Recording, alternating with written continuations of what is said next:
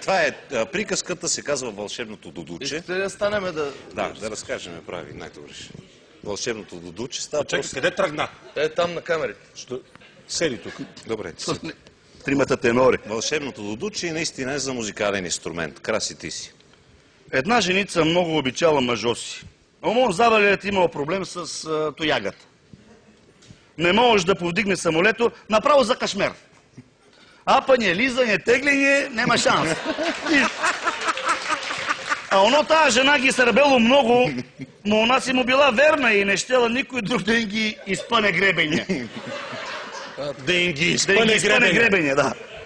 И била тая женица един път на екскурзия в Арабско и на една чершия, що да види, седи един чичка и надува един дудук.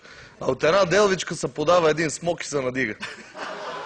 Смок капиняр с две глави. Тя го питала: чиче, то дудук всичко ли мога да отръви и да се надигне?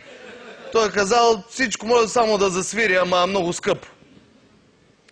Рекла си она, мерах с пари сега си. Колко и ще да скъпо го повлачам къма сърби, ще умра, носа не издържа и ще да му посвира на Милан, така се казва мъжа, да изправи зверо по удри, да ми свири от това като чучулига на лански кучан. Речено стороно. Взимала она дудука и немала търпение да се прибере при бако си у дома, да има... Слушай се, при бако. При бако у дома, да има виж закана. Жегление през козината.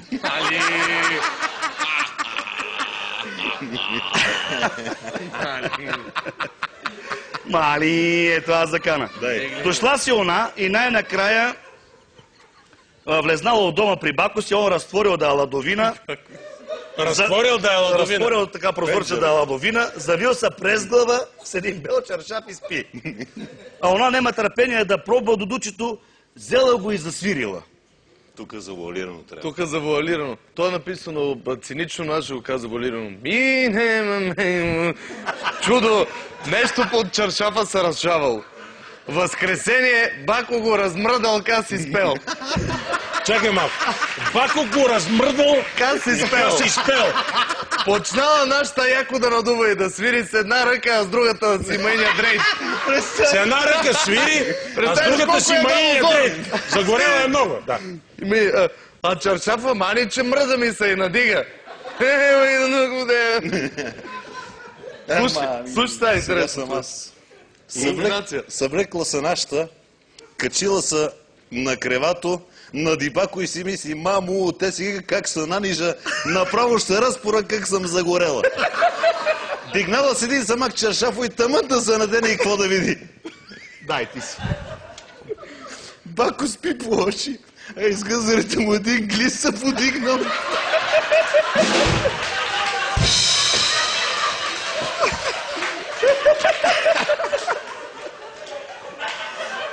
Добре ли? Добре ли? И те това. Мали. Защо го разказахте това? Защо го разказахте това? Това момче ни помоли. Кое момче ми е помолило? Престани да ми сочиш